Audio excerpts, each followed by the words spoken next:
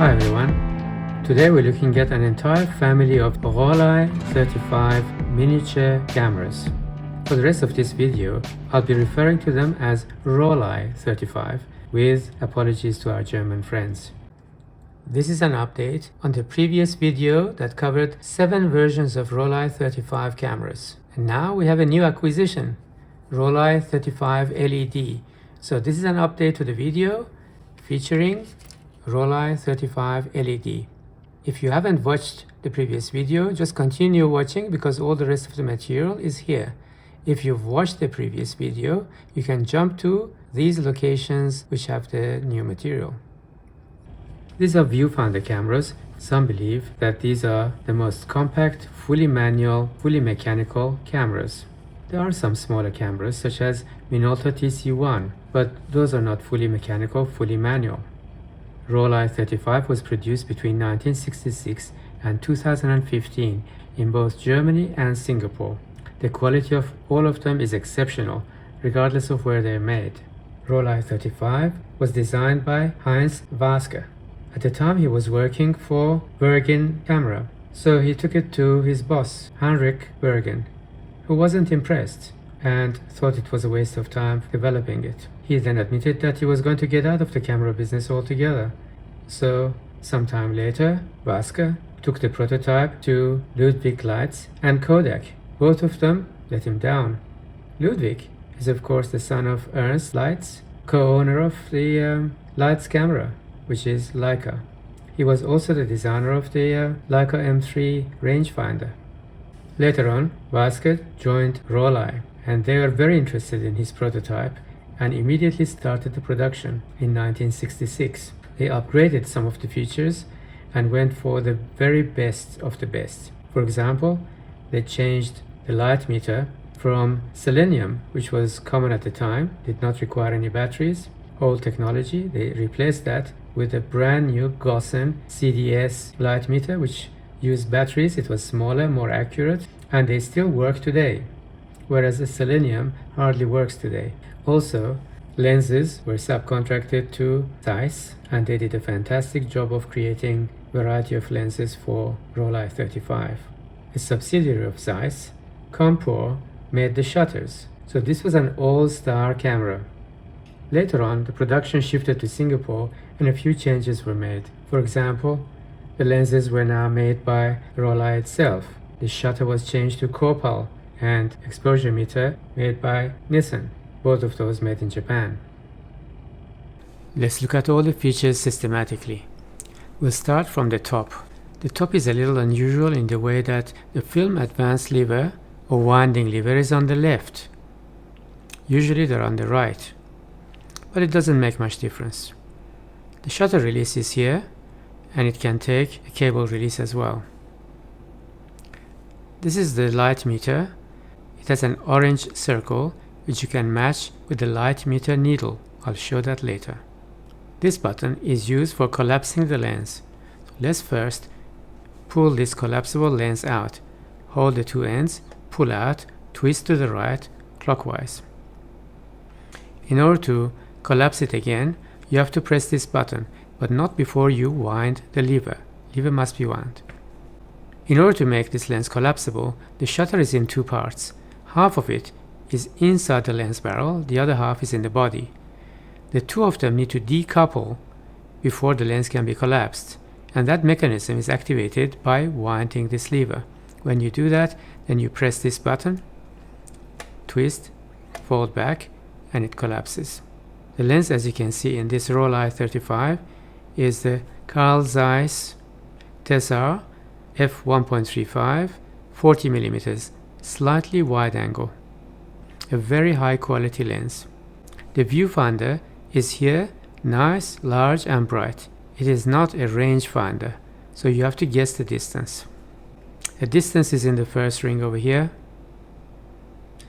The top section is in meters, from 0.9 meters to infinity. The depth of field is in the second ring over here, for example between 8 and 8. If your aperture is on 8 here, between 8 and 8 everything is focus. On this occasion approximately from 2 to 6 meters. If you want to see this in feet, no problem. Turn the camera upside down and you see it in feet. In the front, you have two dials here. It may or may not be coincidental that Rollei Flex TLR cameras also had these on either side of the twin lens. That was quite common at the time. That may have been the inspiration for this. One of them on this side is for the aperture. As you can see, you can select it by rotating this knob. However, you first have to press this button and twist it with the other finger. It goes from 22 to 3.5 and it clicks in place. On the other side, you can see the shutter speed dial. It goes from B to half a second to 1/4, 1/8, all the way to 1/500th of a second. Both dials have additional center dials. This one is only for reminding you of the type of film you have, negative, color, etc. On the other side, the center dial is for selecting the film speed, ASA or ISO on one side, DIN on the other side. It goes from 25 ISO to 1600 ISO, which is very respectable. On this side, you have a very small hole for the Gaussian light meter, which is CDS, battery operated, quite advanced at the time, quite new technology. Most cameras with light meters at the time used selenium that didn't use battery, but they're large and they died after a while. So in the 2020s, it's very hard to find any that work. This works today. On the back, there isn't very much. There is only a film rewind lever. Just pull it up and rewind the film. Inside the viewfinder, you can see the frame line. Very nice and sharp and clear. At the bottom, you have a hot shoe, which is unusual because usually the hot shoe is on the top. But the compaction of this camera indicated that a hot shoe on top would not fit, and even then, by having the flash on top, you would lose contact with all of these dials. It would be in the way. However, one idea was that the camera would be made reversible. You can turn the camera this way and have the flash on top and continue to use it as long as you're happy to press the shutter release on this side with your left hand. At the bottom, you also have the film counter over here, the tripod socket over here, and the film winding lever over here, which is collapsible, goes into there and comes out, rotates clockwise. In order to open the film back, you have to slide it out. First, you unlock it by twisting this outward, then by pulling the entire bottom and the back out. There's nothing in this, everything is in this, including the pressure plate, which is a fold out. One more unusual feature is that the film canister goes on the right, the film goes over to the left, the take-up spool is on the left, the opposite of most cameras of the time, which were the other way around. The film chamber is the most compact. It hardly has any wasted area. The right hand side, as you can see, is just a plate. On the left hand side, you have this barrel with a 5-notch sprocket system, which was patented, right on the edge and goes around the corner to use minimum amount of space. If you compare it with other cameras, they waste another 1.5 centimeters or so for a separate barrel outside of this, but this is very compact.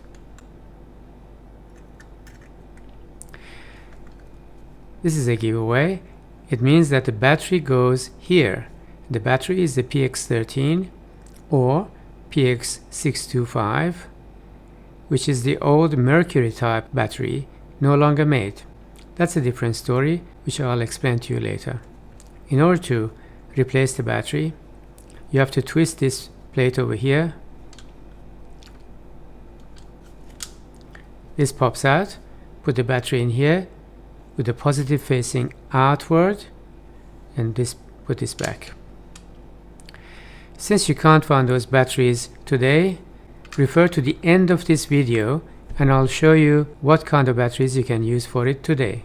To put the back plate on again, there are two grooves here and here. You don't press it in until they're perfectly aligned. Then you slide it in and you make sure this goes under that other plate. Then you lock. This is actually a very simple and easy camera to use. The technique for using it is to look down almost like in a TLR camera with a properly working battery inside it. You will see a white needle which indicates the level of the light. For example, this. The orange circle needs to match the white needle. That means the correct exposure. You can adjust that in two ways. You can either twist the shutter dial or the aperture dial. Both of them move the orange circle.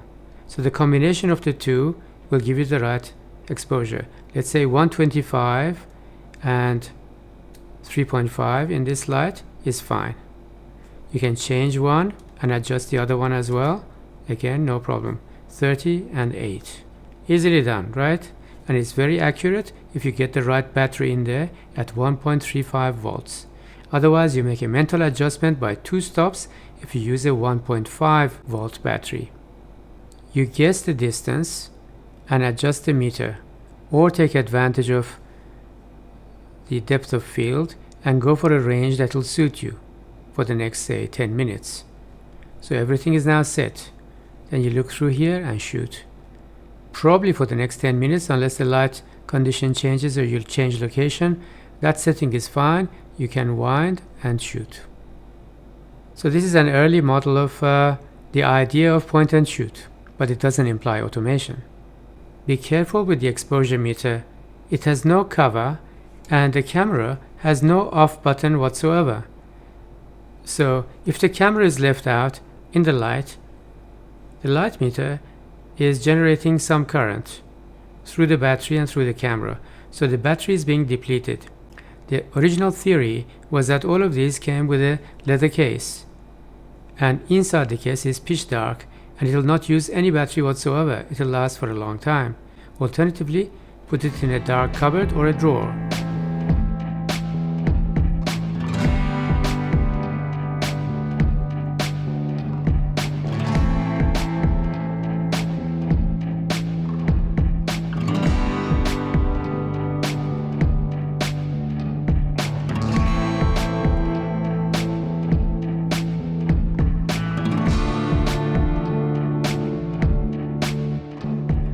As I said, this is the German version, as it says over here, and I also described to you some of the features of the Singapore version that are different.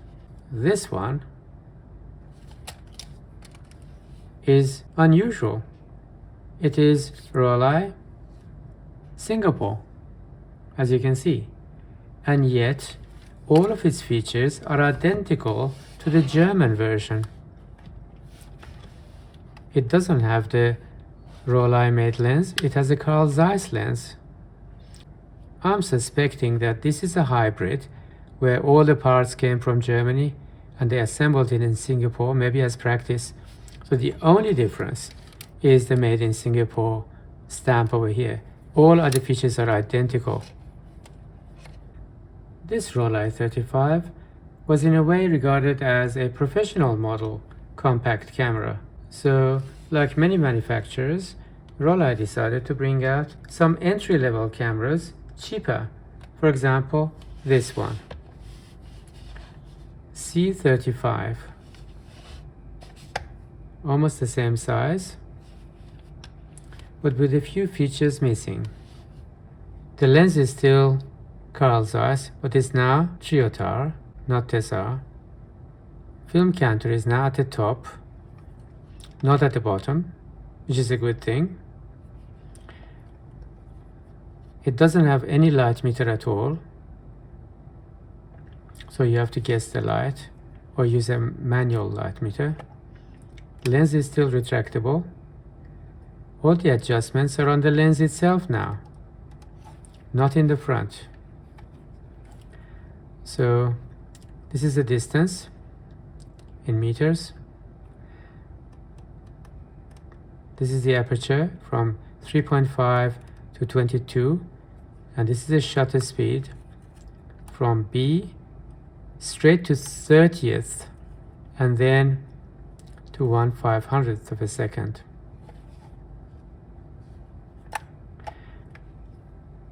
Lens collapses by pressing this button. The button is not on top anymore. It's a little bit closer to bayonet mount type location. Press this, rotate, and go back. So it's a simplification of all mechanisms. Very basic camera. The opening of the back door is by rotating this now.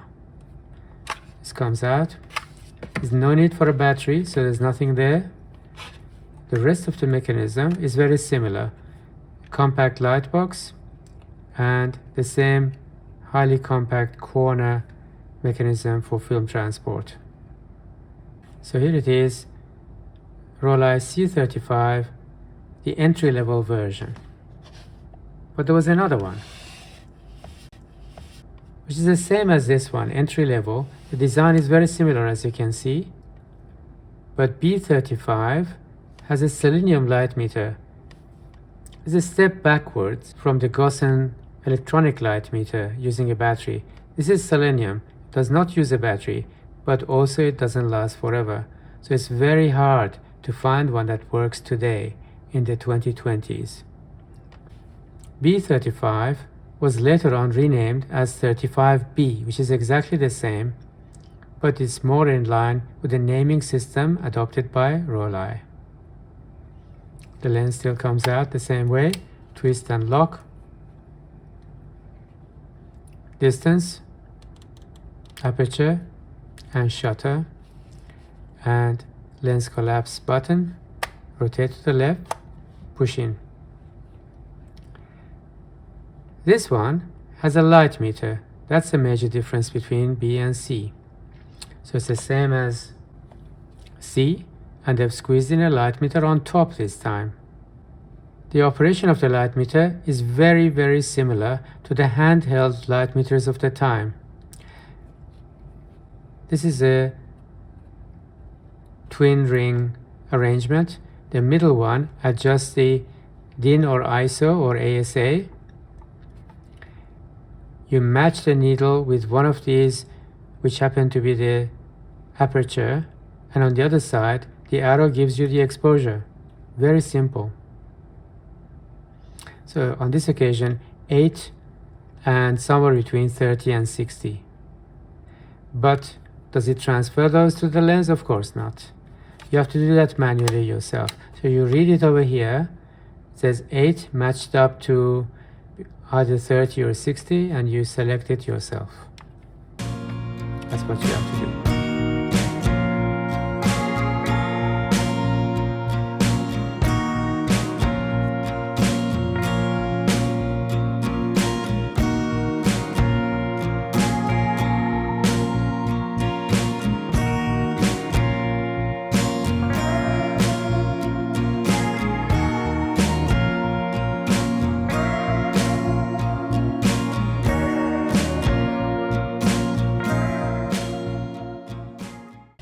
And later, Rollei 35S in black. The difference between these two is the lens. Have a look now. It says made by Rollei, and it says Sony 28-40mm. So it's one f-stop faster than the other one.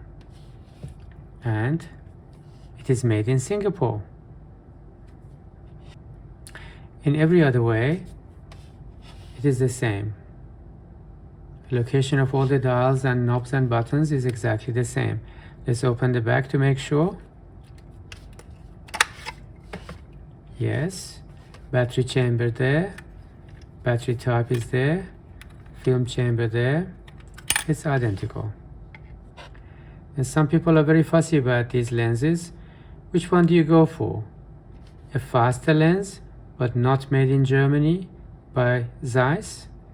I can simplify it for you. They're both good. It doesn't matter which one you go for. They're both excellent. For practical use, makes no difference. After all the different models of Rollei 35 came out, they had letters like B or C and so on. Rollei decided to re-release this and add a T to it. So that's Rollei 35T, which is exactly the same as the original Rollei 35. On this occasion, a beautiful black, but the same features in every way. What's this then? This is the original unopened package of Rollei 35T. That's the original packaging, never opened.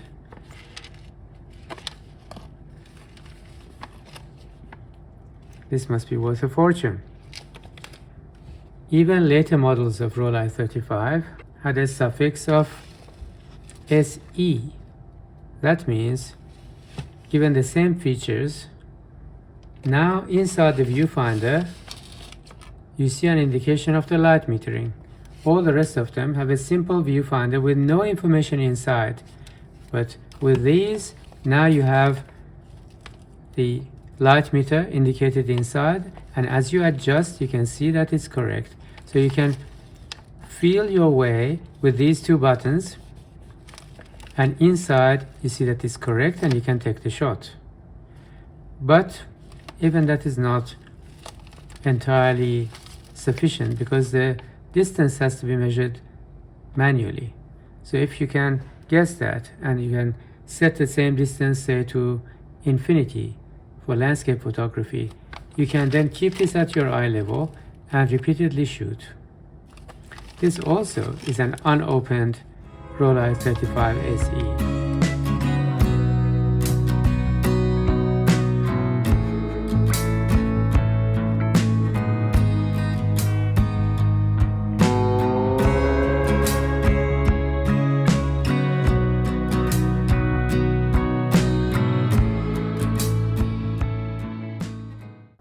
Now let's look at Rollei 35 LED.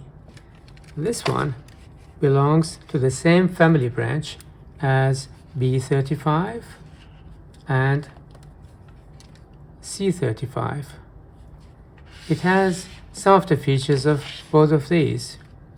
For example, the top of this has features in common with B35, as you can see.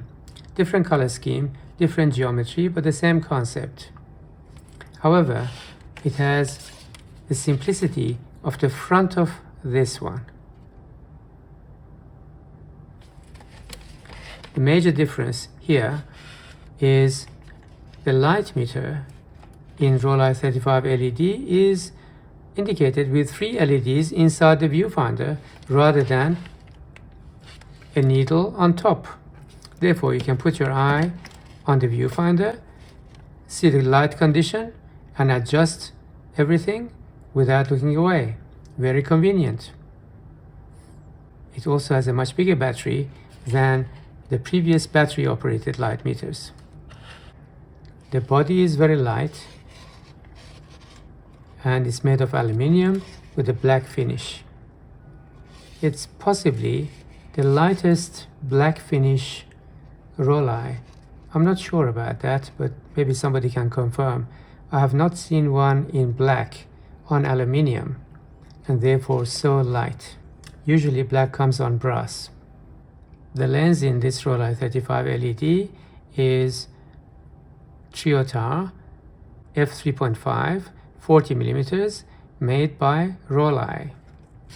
Just like the other two consumer cameras, the front has been simplified, and now the dials are all on the lens, almost like an Olympus OM1. The aperture dial is here. It goes from 3.5 to 22, and it's stepless. The shutter ring is against the body and it's stepped. It clicks. It goes from B, then to 30, all the way to 500. Focusing ring is in the usual place over there, and now it shows feet and meter on the same side, not on the flip side as in the original. Below that, you see some dots on either side of this index line. What are those for? Well, let me remind you. In the original Rollei 35, we had a proper second aperture index over there that showed the focus range. For example, at f8 was from about 1.5 meters to 3 meters. That's f16 was about from 1.5 meters to 6 meters, something like that. In 35 LED, we only have 2 dots on one side, 2 dots on the other side. You just have to remember, after reading the manual, that this one means f8, that means f16. Why they didn't simply write 8 and 16 there, it beats me, because it's not guessable. So you have to do the rest of it mentally. All right, one more thing, which is a bit of an oddity. This is the index for the distance and for the aperturing at the same time. But where is the index for the shutter speed? What is it? Where is it? There's no index over there. So you have to stretch across the sky, say that index applies to this number over there. That's a bit funny. But the easier way is to say, okay, roughly the edge of this is the index, roughly. Not excellent design in my view. On top, we have a rather beautiful arrangement. I really like the aesthetic here. It is a more modernized version of this one. This was a copy of the old Gossen handheld light meters. This is much more modern. The center area is now given to the battery chamber. This is not part of the light meter anymore. This is the ASA or ISO and DIN. For example, this is currently set to about 100. Frame counter is now moved to the top. It has a bit of a magnification over here, like the old Rolex watches. One more innovation is that for the first time in this kind of camera, Rollei provided an on switch around the shutter release button, which is this one. Unlike many other cameras, red is not on, red is off. And this one, which is a dim sort of a green, that is on. That's a response to the concern that people had that with the other models having no on and off button, the battery was being drained. With this model, Rollei solved one of the two previous battery problems. One of them was, of course, that the battery was inside, and if you run out of battery while you have a film inside, you have to wind the film back or continue to shoot without having access to a light meter, and then take the battery out. That problem is solved by having the battery on the outside. The second problem was that the batteries were mercury based and hard to get. Did they solve that problem? Well, no. That's a huge chamber over there. How did they find this much room? It goes down to here. The battery is 5.6 volt PX27, also mercury based. So also a problem. In fact, a bigger problem than PX625 or PX13. You can find some replacements online, hard to get, and the wrong voltage. They'll come as 6 volts. And my own workaround, as always, is something simpler. You get yourself four times LR44 batteries, put a bit of sticky tape around them like this blue masking tape without any packing or anything. You pop it in with the plus side, which is a flat side, up, and it works immediately. However, this is also 6 volts. It is not exactly right, 5.6 volts. Workaround number one is to measure the light the usual way and then manually give it 2 stops more light. Whatever the measuring system tells you, you hack it by giving 2 stops more light. My own hacking is simpler. I hack the ISO, and you take it down. For example, if the film is 400 ASA, there, you put it on 100. That automatically gives every frame 2 stops or 4 times more light. 2 stops is 4 times more light. That's what you have to do for the adjustment between 5.6 volts and 6 volts. I've checked that on this one and with those 4 batteries against Sekonic light meter, and it works perfectly. Inside the viewfinder, we have the large frame and a small frame below it, which is for short distance, for example up to 1.5 meters. The large one is for everything beyond that. Also in the viewfinder, somewhere around the top right of the center, you have 3 LEDs. You don't see them unless you half press the shutter. When you half press, either a red LED or a green LED comes on. Green LED is in the center of the group, but the group itself is not in the center of the frame. It is slightly to the right of the center. The red LED, which is the right of the center of the group, means overexposure. The one on the left of the center of the group means underexposure.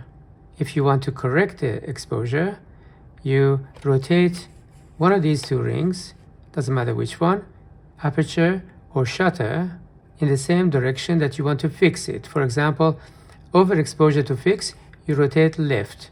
Underexposure to fix, rotate right. When you get it right, then a green LED in the center of the group comes on.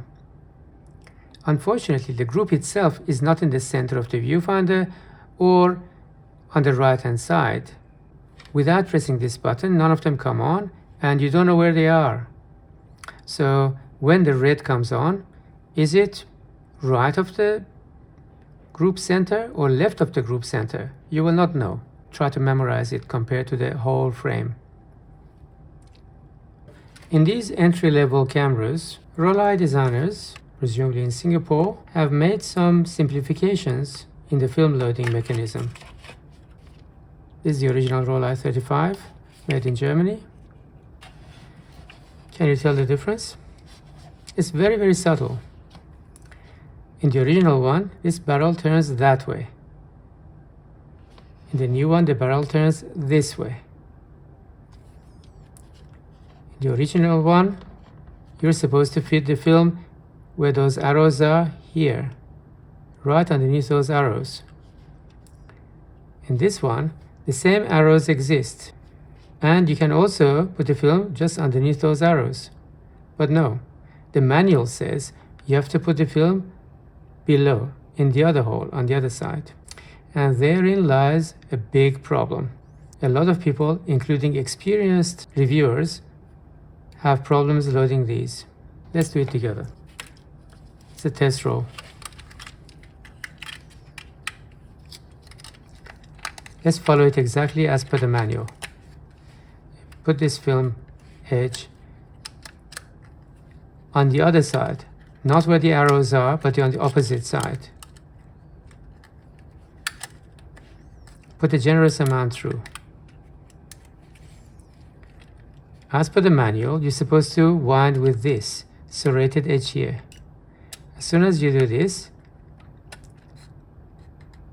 it grabs the edge and rotates through. But it doesn't look like it's engaging with the sprockets very nicely.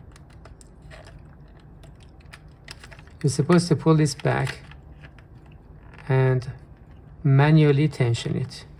Okay? That's how it works. As you push this pressure plate back, make sure that at least one of those sprockets, maybe 2 of them, pop through the hole. Then it'll work. Put it back on. Lock. Then, without pressing that rewind button, you test it this way. Pull this up all the way, then you try to rewind. If it resists, it means it's good. sprocket is engaged. If it's loose, means sprocket is not engaged. Now waste a couple more shots. Good to go. When you finish a roll of film, you would want to put it in the case and take it back home and sort it out. But unfortunately, you can't do that because you can't collapse the lens. Why? Because at the end of the film, the winder is locked. It doesn't go anymore, and therefore you can't collapse the lens. So on the field, you have to rewind first. Press this button and rewind. Okay, that's done. That's the film. And only now we can collapse the lens.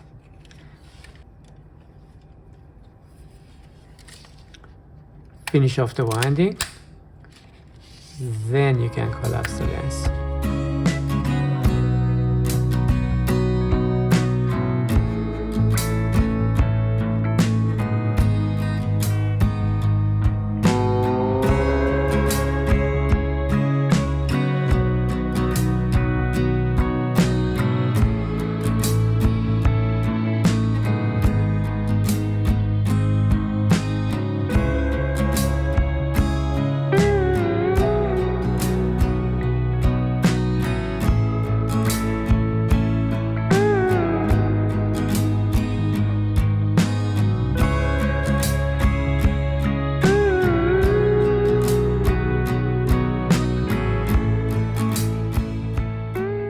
Quickly compare this compact camera with a few celebrated compact cameras that might be even better known.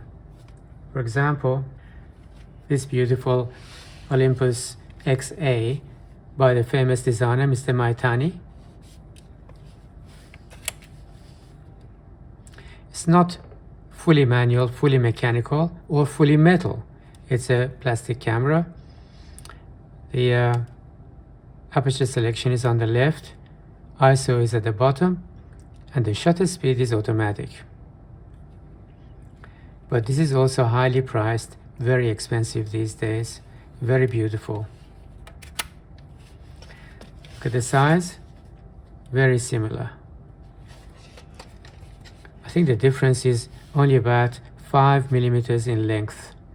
The thickness is the same or even slightly less if you ignore the bump. That's one comparison. Another celebrated compact camera is this Minox 35PL. Shorter, thinner, but 3 millimeters longer, and is not fully mechanical or manual. It opens like this, retractable lens again. The aperture can be selected at the top over here. Focus ring is manual, but shutter speed is automatic. Another celebrated compact camera, which predates Rollei 35, was well known at the time, was the Olympus Pen, also by Mr. Maitani, the designer of this one. Very well known at the time and appreciated by Mr. Vasquez, the designer of Rollei 35.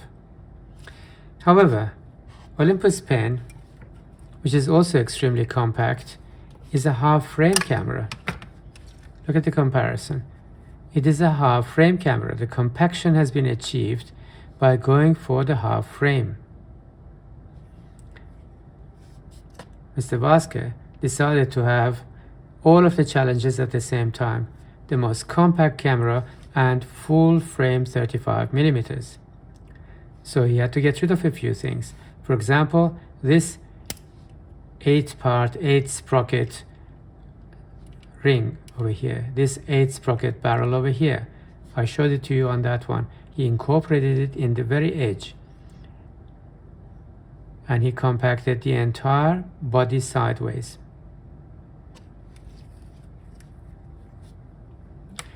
So the mechanism for opening the back is the same. So you can see some of the inspirations. Mechanism for opening the back, similar to Olympus Pen by twisting this, very similar. The idea of a full metal body, extremely compact, the same. The idea of these two TLRs of the time. The idea of retractable lens from Barnack Leica cameras. Doesn't mean that these were stolen. These are just influences of the design of the time. They're just doing the rounds. The only thing that's missing is a rangefinder. A rangefinder was attempted as an add-on to the top, but that was not successful. It was too clumsy, so it was left out. In actual practice, there's no problem using this. Now let's take a family photo. Original Rollei 35, made in Germany. Rollei 35, made in Singapore. Entry-level Rollei C35. Entry-level Rollei B35. Singapore-made Rollei 35S. Then re-release of the original Rollei 35 as 35T in black. And then the more advanced one with light metering inside the viewfinder as 35 SE. And finally, Rollei 35 LED. One final observation. If you get one of these cameras, you're going to fall in love with them. As a real functional camera and almost as a piece of jewelry, a functional piece of jewelry, a Rolex watch, I highly recommend you get one while they are still there. There are some in absolutely perfect condition. They take terrific pictures on probably one of the best lenses anywhere. You will not regret it. If you find this video useful, please subscribe. And that's the smallest thing you can do for me in return for putting the effort into these videos.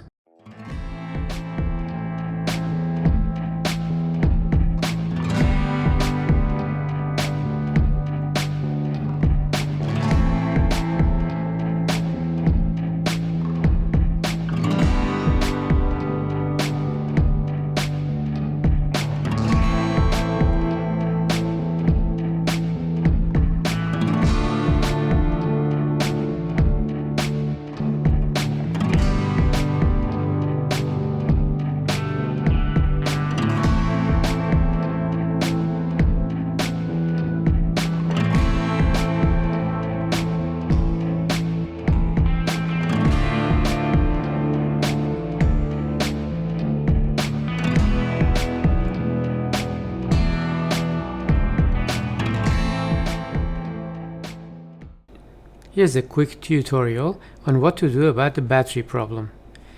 PX13, PX625, which is also equal to MR9, mercury batteries cannot be found today. You need a replacement. I'll give you the replacement options. Online, you can find an alternative such as this. As long as the number says 625, the prefix or suffix doesn't matter. They will be the right shape. They will fit into that chamber over there. However, most of them are not the right voltage. The original PX13, PX625 or MR9 were 1.35 volts. These new ones, which are alkaline, are 1.5 volts. So they will probably cause your camera to overexpose by 2 stops.